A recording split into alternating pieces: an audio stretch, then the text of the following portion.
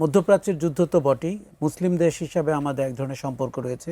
প্রতিবেশী মিয়ানমারের অশান্ত পরিস্থিতি আমাদের সীমান্তকে অশান্ত করছে। আমাদেরকে খেয়াল রাখতে হবে আমরা নতুন কোনো যুদ্ধে জড়িয়ে যাই। বেশ কিছুদিন ধরে আফগানিস্তান পাকিস্তানের মধ্যে একটা সংঘাত চলছে, সব মিলিয়ে সামনের দিনগুলো কেমন দেখছেন? আমি বলবো যে মধ্যপ্রাচ্যের যুদ্ধ কিন্তু শুধু ইরান ইসরায়েলের মধ্যে সীমাবদ্ধ নেই। আপনি জানেন যে প্রায় আরও 5টি দেশ এই যুদ্ধে জড়িয়ে গেছে। সৌদি আরব, কুয়েত, কাতার, এই দেশগুলোতেও আক্রমণ হয়েছে।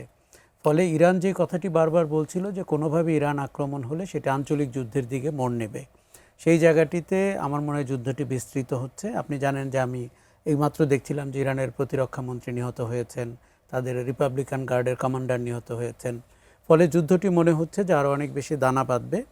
এতে বিশ্বের যেটি হবে, একটি তো অশান্তি তৈরি হলোই, কিন্তু হরমুজ প্রণালী দিয়ে আপনি জানেন পৃথিবীর অনেক ব্যবসা বাণিজ্য, এমনকি বাংলাদেশেরও একটি বিশাল সংখ্যক আমদানি রপ্তানি ওই প্রণালীর উপরে নির্ভর করে।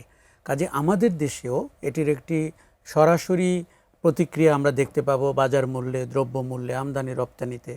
তার চেয়েও বেশি হচ্ছে যে মাত্র ইসরায়েল গাজা অনেকটা শান্ত হয়ে এসছে, যুদ্ধ অন্তত বন্ধ হয়েছে, নতুন করে অনিশ্চয়তা শুরু হলো। এবং পাকিস্তান আফগানিস্তানের যুদ্ধও কিন্তু আমাদের ঠিক দোরগোড়ায়।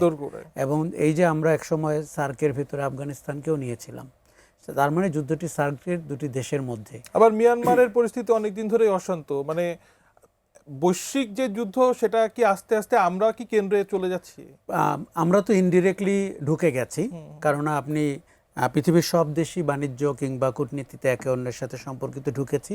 আমার ভয় হচ্ছে যে আপনি মিয়ানমারের কথা বলছিলেন, কোনো সরাসরি যুদ্ধেও কিন্তু আমরা জড়িয়ে যাওয়ার আশঙ্কা করছি।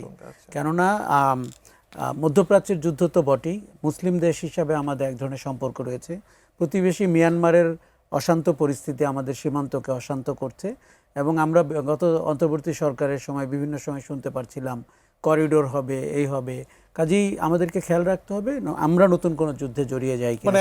এই মুহূর্তে আমাদের সর্বোচ্চ সতর্ক অবস্থায় থাকা ছাড়া আসলে কোনো উপায় নেই আর।